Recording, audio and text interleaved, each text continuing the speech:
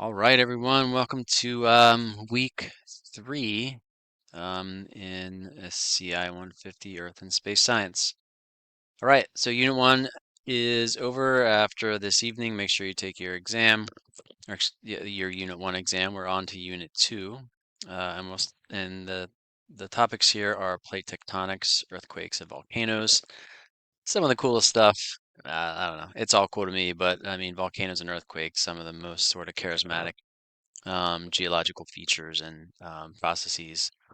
So you'll learn about them, but we're going to start with platonics, which really underlies both volcanism and earthquakes. Um, all right, so make sure you watch this video on plate tectonics. It's a good sort of 10-minute video or so. Helps you understand that. So, all right, plate tectonics. Again, I'm just going to kind of go over some of the key points here. Um, You can see the learning objectives here. A lot of this has to do with the history of plate tectonics and sort of what the general understanding or belief was before Alfred Wegener proposed his theory of plate tectonics. Interestingly, this is something that's actually quite new. It was really only widely accepted that this theory of continental drift, that the continents move around and how they move around, is really only about it's like the mid 20th century, so 1950s or so. So this is one of the newer, like major scientific revolutions that happened. And so we'll go over the different types of crust, lithosphere and asthenosphere, so the different layers of the upper part of the Earth, and then sort of how these plates move along these boundaries, the different types of faults, and so forth. All right. So um, again, you'll go over some of the beliefs of geologists. So really until the 1950s and 60s, geologists, for the most part, with some exceptions, believe that there was really very little or no movement at all. That basically the way the Earth appeared was the way the Earth had always appeared. And so Alfred Wegener came up at first with his theory in 1915, or a hypothesis, excuse me, I used the correct term. So he hypothesized. Remember, a hypothesis is something that has not been fully tested, but there's some evidence, and sort of like a proposal to understand the world, but it has not been confirmed yet. And so, but it turned out his hypothesis actually was accurate, and so it's now a scientific theory, which means that it has gone through testing, and it is widely accepted. And so he hypothesized there was this supercontinent called Pangea, um, and you can see an image here. Pretty interesting.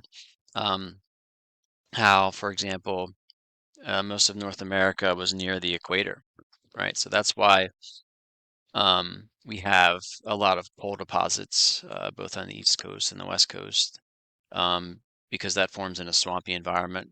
So the only way you'd have a swamp that's covering large parts of North America, or if we're close to the equator and it's warm and humid, which we'll learn later when we get to meteorology and climatology. Anyway, so there was some. It's pretty interesting, and I'll let you learn, through reading the content. But this sort of like if you look at, for example, South America and Africa, and then North America up here, they do look like they fit together like puzzle pieces. Um, and so that was one of the first clues if you look at a map. But you can also look at the fossil record, and if there's an example, for example, this Mesosaurus and some other fossils, the same fossils are found in uh, the west coast of Africa and the east coast of South America, and also up into North America. And so it's basically the fossil record is nearly identical. Um, and but now the continents are split wide apart. So the hypothesis, part of the hypothesis was if you find these fossils on these matching coastlines, it's an indication that they were once pushed together. Um, And so there were some alternative theories which don't really pan out, but I'll let you think about those as well. You also can see that rocks, as as with the fossil record, the rock record, if you will, the rocks you find on the east coast of the United States and the west coast of Africa, east coast of South America, the west coast of Africa, are similar. There's also mountain chains that match up really well with mountains that are similar, same ages, same structure, and so forth. And so again, you find these, you know, whatever, a couple thousand miles away, but they're identical, nearly identical. That's another indication they were once together. Another interesting one is that there's evidence of glacial activity and really, this part of Africa that's really warm and South America that's warm. So the only way you're going to have widespread glacier formation is if it's really cold near the poles. And so these areas here, which are now in warm, humid areas, were once near the poles, or so the hypothesis goes. So one of the main reasons that people didn't believe it, number one, there's this whole history of paradigms, and if you push against like this dominant paradigm, that people push back. Um, if you're interested in this, there's a Thomas Kuhn, Kuhn, Structure of Scientific Revolution. He goes through this really well. Sort of push back against evidence against the dominant worldview. But one of the main problems is when he proposes, he had really no way of showing, or he had no hypothesis that explained how this would happen. He explained that it was the case, but couldn't explain how it happened. All right, and so it wasn't until the 1950s, 1960s where they could kind of gather the last little bit of evidence to explain this, and we'll talk about that in a little bit. All right, and so how does plate tectonics works? It's that the moving of these giant tectonic plates. I think there's an image here. So these are all plates. This is all continuous surface. This is continuous surface, and so on. So these are, imagine like big surface areas. They're plates, and these are the boundaries between the plates. Okay, and so this theory, again, the theory is something that it's not just like, I have this crazy theory. It's like this has been tested and tested and tested. So it's basically because we can't get down there and like see everything that's happening. We can't prove it per se because we can't observe it, but it's been tested and found to be true. All right, and so um, the basic premise here is you have this lithosphere, very important term, that overlies this asthenosphere. Lithosphere is solid. Asthenosphere is technically solid, but it also is kind of, it can move and flow. All right, and so the idea is that these lithospheric plates are sort of flowing or floating kind of on top of this asthenosphere, and they're moving over time really slowly, a couple centimeters a year, a couple inches. And so you do have oceanic and continental lithosphere. And so again, this is the stuff at the surface, right? These plates. An oceanic lithosphere is it tends to be thinner, tends to be more dense. Mafic, that term should ring a bell. So that's that sort of like um, dark type of rock. Um, and then you have this continental crust or lithosphere is more felsic. So that's more like lighter, granitic. And so the key is that the oceanic lithosphere is more dense and continental is less dense, which comes into play later. All right, so here's a nice little image of the rigid lithosphere. So here's some continental crust, there's some oceanic crust. You can see it's a little thinner. And then it's over this asthenosphere, which actually can kind of like flow a little bit. All right. And so there's 7 major plates that make up most of the Earth, but there are some smaller ones. I'll let you go over these. You don't need to memorize all of them, but it's important you understand. Um, and so you see locations of volcanoes and earthquakes. Most of them in the world are in this, what they call the Ring of Fire. And you can see they correspond to those plate boundaries basically perfectly, right? Where are we? Over here. So you can see that here's the Pacific plate. So there's the Pacific plate, and all of these are volcanoes. And I'll let you think about, and you'll learn about this throughout the chapter, why they're located on the plate boundaries. All right. And so, a very important to understand these 3 types of plate boundaries: divergent, convergent, and transform. And there are different sort of subcategories within those to some extent. So divergent is when they split, they're moving apart. right? So divergent, they diverge, right? So they're moving away from each other. The most famous one is here, the Mid-Atlantic Ridge. So these plates are pushing, one's moving that way and the other's moving that way. And same as for some of these down here. I think that's moving that way, that's moving that way. So that's divergent. So they're moving apart. Um, and so how does that happen? Basically, you have this upwelling from the mantle that goes up through the asthenosphere, and it pushes the plates apart. And you can sort of visualize that. It's a pretty good illustration here.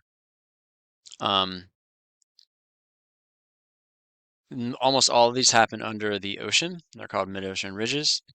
But there are limited number of continental divergent boundaries. But when it is this mid-ocean ridge, it forms this underwater mountain range. So basically, you have this magma that pushes up. There's some magma that sort of spreads it, sort of pushes up, which cause these mid-ocean ridges. And they can be really tall and really wide, um, but massively long, right? The mid-ocean ridge system is a total length of about 60,000 kilometers. I mean, it's huge, huge, huge. Um, and so you can see a good image here. So here's where this magma is coming up, and it's forming new crust, um, forming new oceanic crust, unless it pushes up into an island, like Iceland, for example, where it's forming continental crust. All right, and so this is called seapolar spreading. I'll let you read all of this. If it's exposed, like in Iceland, it's called a rift valley. And so this is the Iceland lies on top of that mid-Atlantic ridge, and so it's actually creating new crust and pushing it apart, but it's exposed, and that's something called a rift valley. There's also the African Rift Valley, which has kind of been in the news lately, at least on my news feed, because it is slow. It's going to, before too long, is going to create a new sea, and there'll be, right now it's on dry land. It's up here in northeast Africa. Um, but eventually this is going to fill with ocean water. You can see here the average is about 5 centimeters a year. It depends where you are, but that's about 2 inches. So over time it does add up. Um, the Yeah, again, here's an image of the East African Rift where these two continental plates are spreading apart. Here's an image of that. Pretty cool stuff. And here's where it's getting wider. Again, this is really dramatic, pretty dramatic features here. Um, and again, this is more explanation of seafloor spreading. So then we have our convergent plate boundaries, which are the second type. And so that's divergent, they split apart. Convergent is when they move together. Um, all right, so you have three types of convergent. There's two types of crust, so you can have oceanic continental, oceanic oceanic, and continental continental, right? So the most common one is oceanic continental, but these certainly do happen as well. So when you have oceanic continental, remember the oceanic lithosphere is denser than the continental. What happens if something is denser than something else? It's going to sink down below it, and that's exactly what happens. It's this process called subduction. Very important you understand that. And what happens is it gets pushed down like this, and there's this particle melting, and so it tends to create these mountain chains. Uh, 100 miles, 50 miles inside, interior to the coast. And so that's very common. This is a picture of the Pacific Northwest where you have Mount St. Helens, for example, but also some other ones like Mount Rainier, Mount Hood. So this is in the United States a pretty well-known area with some really beautiful mountains, and it's caused by that subducting ocean trench. Or excuse me, subducting oceanic crust. Another thing that happens in these subduction zones is that you have these deep ocean trenches that tend to occur. This one's not quite as deep, but when you have these two plates and one like sort of pushes the other one, you have this sort of crumpling that causes these trenches. And so it sort of depends on the angle and the exact density and so forth. The most famous one is this Mariana Trench out here in Japan, where the western part of the Pacific Plate. Um, It goes underneath. I'm not sure what the other plate is there on the side, but Marianas Trench is the deepest part of the ocean, about 36,000 feet deep, which is actually deeper than the Himalayas are tall. Um, and so there is where you have this sort of like, so here's the Cascadia Trench, which is again up Mount Rainier. So this is up in the Pacific Northwest. So it's not nothing to sneeze at, 10,000 feet deep. Right, here's a really good image. Subducting lithosphere, you have this partial melting, which is creating these continental volcanic arcs, and then you have this trench where the two meet and sort of pushing against each other. Really good image there. Oceanic convergence. So this is less common, but what tends to happen here is again have a trench, you have partial meltings, and then instead of what's called a continental volcanic arc, you have this volcanic island arc. So Hawaii is a good example of this. Here's this whole the Aleutian Islands in Alaska. Here's where we are up there. So if you're not familiar, Alaska has a lot of volcanic activity. A lot of it is along this Aleutian Island chain, which is where a couple of plates are converging. Okay, and then the last type is continental. Most famous because this is where the Himalayas, how they're built. So this plate, is it the India plate? I'm not sure, but it collides with this plate. And if you think about it, you have two continental crusts that have the same densities. They're not going to go down because they're the same density. So what they do is they end up sort of crumpling and pushing up, and that's where you get these mountains, right? And there is, I guess, a little bit of subduction, but a lot of it is get pushed up. Then the third type of boundary is a transform. All that means is they're moving, like instead of going either pushing against each other or moving apart, they're sort of sliding across each other, and that's called a transform fault. Um, there are multiple transform faults within um, the Mid-Atlantic Ridge, for example, but um, some of the more famous ones are um, the San Andreas Fault, for example. And so when you have these types of faults, you tend to have earthquakes because they're sort of like pushing against each other, and they kind of stick, and then when they slip and move, I can't really see it. I'm trying to do a nice, yeah, like that, right? So they're trying to move against each other, and they really can't, and they sort of are pushing, and all of a sudden they slip and they move, and that's an earthquake. All right, so you see a lot of earthquakes there. The San Andreas again is really a famous one example of that. Um, and then you kind of look at geologic history once they proved this theory in the 50s and 60s.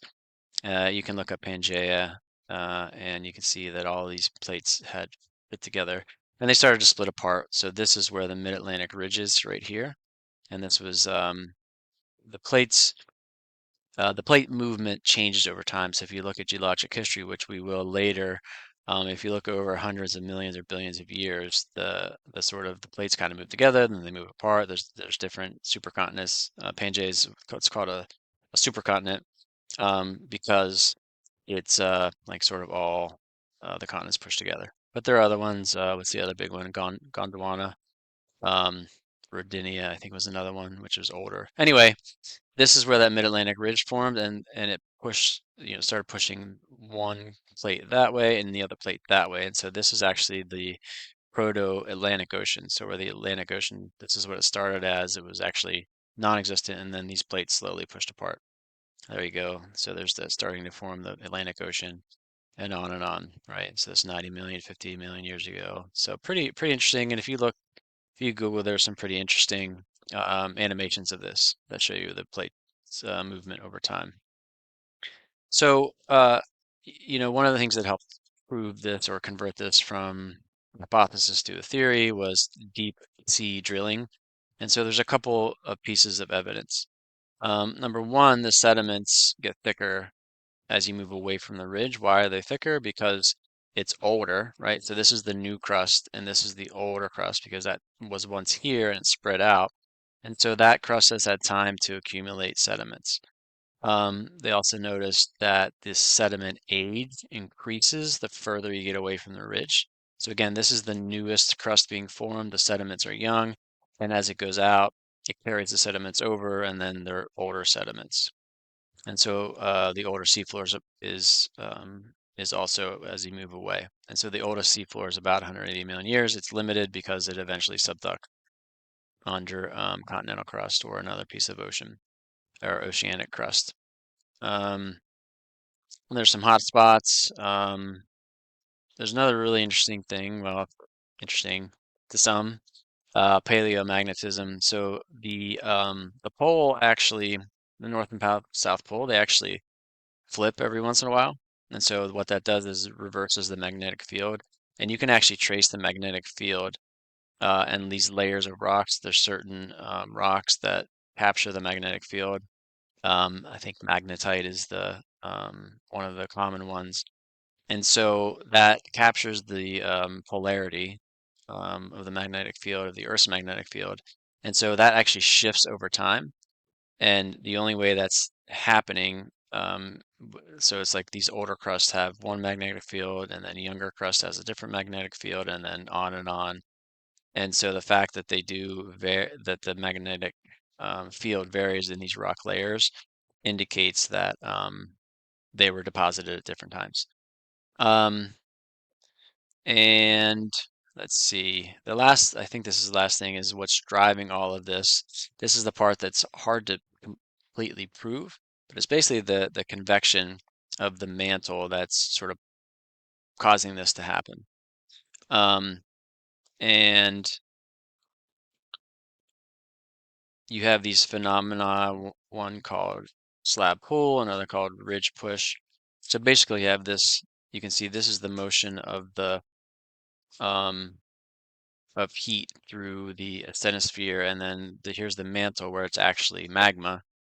And so what happens is ridge push is when new magma pushes up and it sort of pushes out the ridge, and then slab pull is when you're sort of pulling this crust underneath into the mantle. Okay, so that is an overview of this week. Hopefully that helps sort of give you a little bit of a start on the content, and then of course you'll read and engage with the material more thoroughly. Do not forget that you have due Friday. You have the chapter 4 homework, all right? So make sure you answer these questions and only these questions. This is really important.